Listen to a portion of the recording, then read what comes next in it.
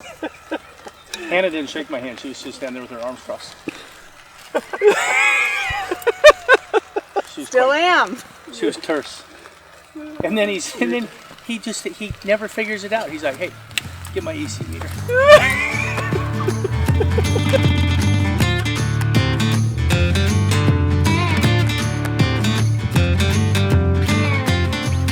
So we're here at Kelly Garrett's today, taking a look at his crop and drip systems and seeing how things look. A couple things we're looking at in particular as we've dug down to the drip line. We're checking soil pH, soil EC are right around that drip emitter to see what kind of impact that drip is having over time to his high pH soils here. Doing some root pits and some root digs, just kind of observing things, and going to do some thermal imaging here this afternoon with the drone to see what our temperature differences are in the irrigated versus non-irrigated as we get started with the irrigation season here for 2021.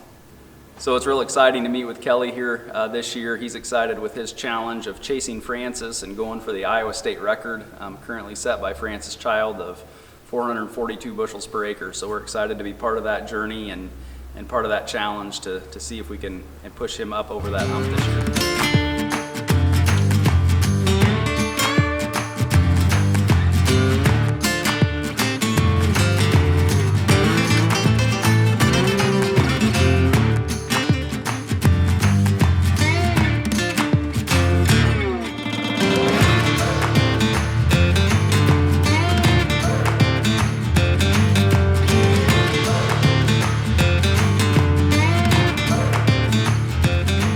So these soils are high pH. So one of Kelly's challenges is to get that pH down, and so he's using a byproduct called plant food to lower the pH. It's a sulfuric-based product, sulfuric acid-based product, and we're running some of that through the drip line. So I'm curious to see if we're having any impact on that soil pH around the drip line and down in the root zone.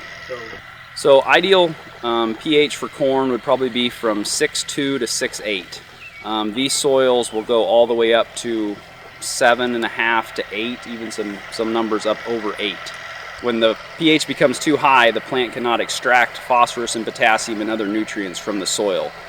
And so we're trying to keep that soil pH at an ideal level, and we're curious to see if we're able to do that through the drip line and what our impact has been over the past 3 or 4 years injecting plant food through the drip, and have we impacted that soil pH down in the soil.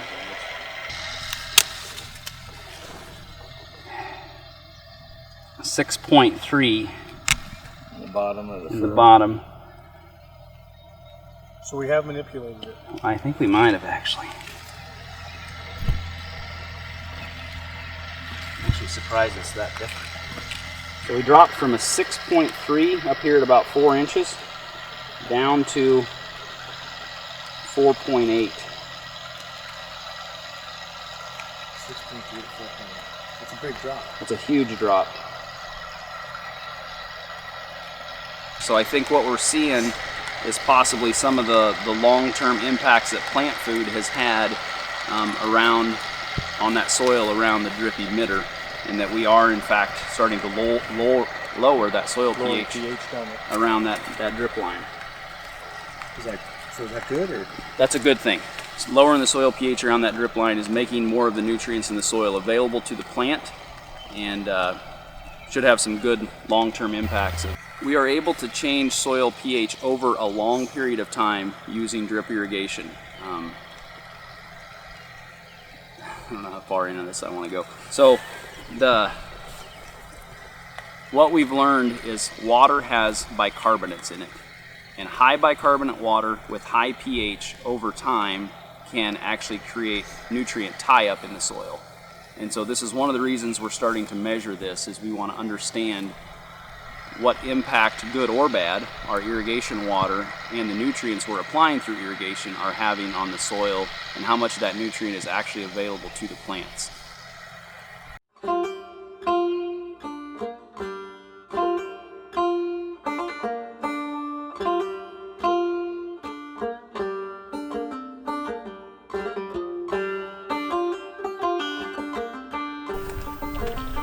So they're like, I mean, you can see it.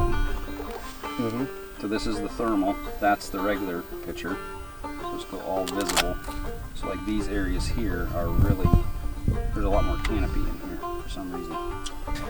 So the hotter strips are what was in corn probably last year. So we're seeing some temperature difference between what was in corn last year and it's corn on corn versus what was in beans and it's corn on beans. Right.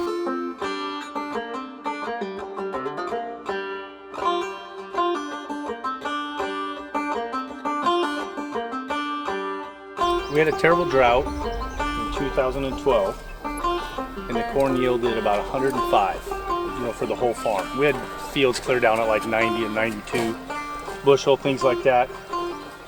And we were part of a marketing group that took us on a vacation, it was Cargill. They took us on a vacation to Fresno, California. And the growers that we were with there's about 30 people. And our operation was the farthest north and the farthest east of the group. So the rest of them are like on the Nebraska-Kansas state line, places like that. And they were all in irrigation country. And we, of course, were not. So, sitting there talking with those guys, and they were talking about drip irrigation versus a pivot and how much more water efficient it was, and that some of them were going to switch to that because their wells were going dry, especially after the drought of 2012. And this is in January of 2013 when we did this. So after they talked about it, with the drought and everything and the fear of that, and being a control freak like I am, I searched it on the internet, found it, and at that time it wasn't Netafim, it was John Deere water.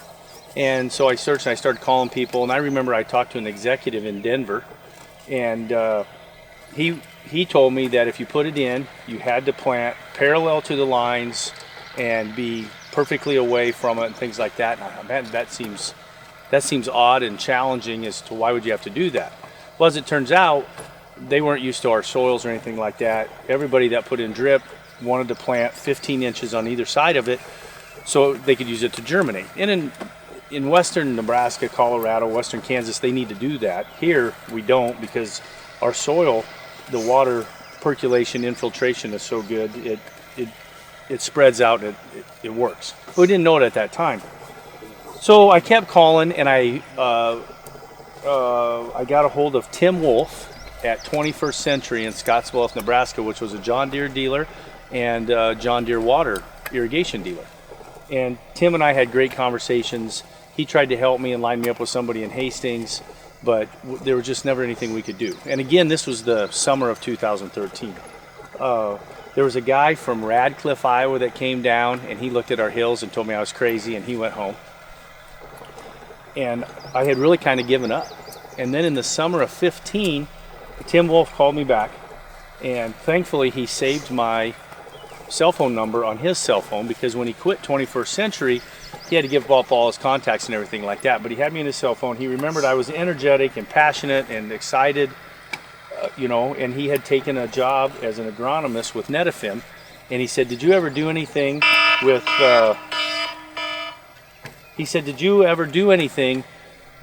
irrigation? I said, no, Tim, I gave up. I can't find anybody to work with. And he said, I got the guy for you. And he set Kurt up, and Kurt came up, and we talked and looked. And Kurt said I was crazy for the hills, but he wanted to try. And we talked. And then after Kurt left, I talked to my dad, and a week or so later, we had Kurt come back, and I got my dad corralled, and we talked about it. And then I remember we were in the office in the shop.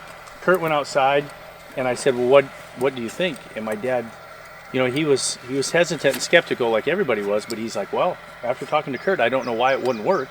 And I said, well, why don't we try 80 acres then? What do we got to lose? And I still remember he shook his head and he's like, okay. And there was no backing up after that, because I knew, that we could give it a shot. This was a challenging install. The rolling, how should I say it? Yeah, this is a challenging. You gotta say topography, because everybody likes that. Right.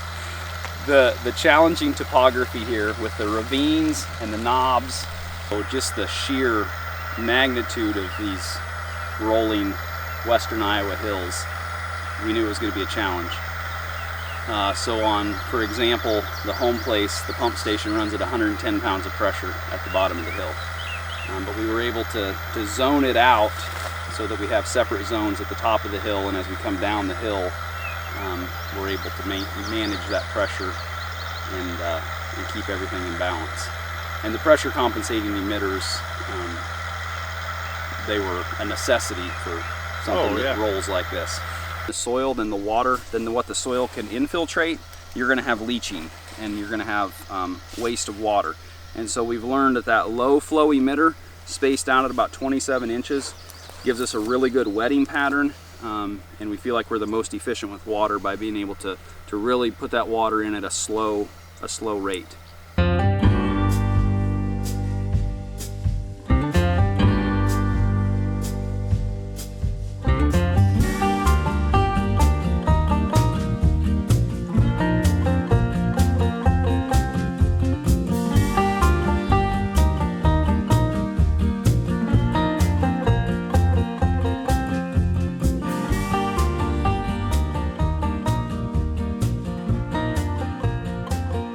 That trailer will sit there for 48 hours and it supplies 6.5 tenths of water, which is a very efficient 6.5 tenths.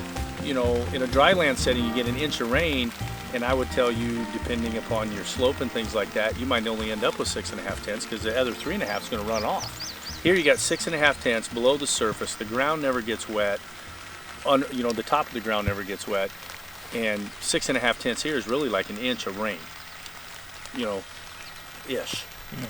But yeah, this is pretty cool. And yeah, the water's dropping over there, but there'll be enough water there that we can irrigate a half inch. Maybe we don't, you know, maybe we move it tomorrow morning and we don't quite make it 48 hours. But in these soils, in this environment, a half inch of rain every week, you're gonna raise a big crop. Yeah. Yeah, in these soils, in this environment, I would venture to say that the fertigation is equal to or greater part of the yield increase that growers are seeing. Being able to spoon feed the extra nutrients in there later in the season, smaller bites more often, rather than a big mass application of nutrients all up front, or maybe even the split application. We're able to spoon feed those in there just when the crop's needing it. And that's one thing I'm excited about with this year, and the ability to set a record is because early in the season when it's dry, you're training those roots to go to that drip emitter. And so now when the crop gets hungry, those roots are already going to be there. You're going to be much more, you're going to have a lot greater impact than a year when it's wet and you don't get to irrigate early. And so a dry year is actually a good thing for a drip system. Dry year early. The roots get down to the emitter when we get to a critical stage and we can fertigate efficiently. That's right. That critical stage. That critical stage.